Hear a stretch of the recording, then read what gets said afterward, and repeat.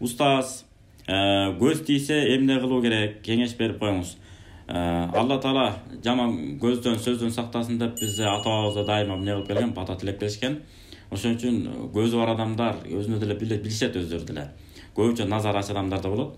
Ошол адамдар эмне деш керек? Пайгамбар хадистерде бар. Фаинал айна хаккун. Албетте көз бар деген.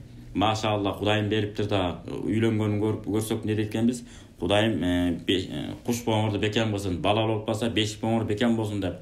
Үй алганбыз, ак жолто үй болсун, уул кыздарды үйлөп жайлагыла ушул үйдөн, кыздарыңарды турмушка узаткыла, келин тойлор болсун, уул тойлор болсун деп бизде эмне кылат? Жакшы тилектерди айтып берет, баягындай бир назар атпаш үчүн. Эми ушундай болуп кете турган болсо, кимдин көзү тийген болсо, билинип калса ошол адамды жуунтуп туруп, анан су бир таштек дейбизби, чара дейбизби, чылапчын дейбизби, айтор чоң бир идиш баягы суу жууна турган.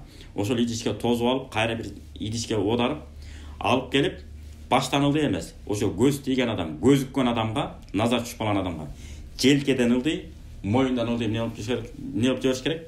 Жуунтуп жибериш керек.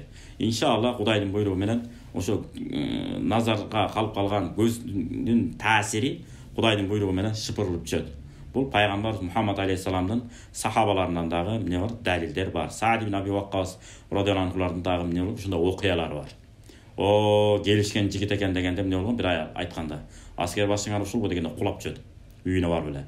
Ким эмне болду? Сизге бир аял ушуп назар атты эле десе, тез жуунсун дейт. Жуунтуп суусун алып келе деп, суусун алдыртып берет. Анан желкеден ылдый, анан моюндан ылдый чайканат. Далил ушул.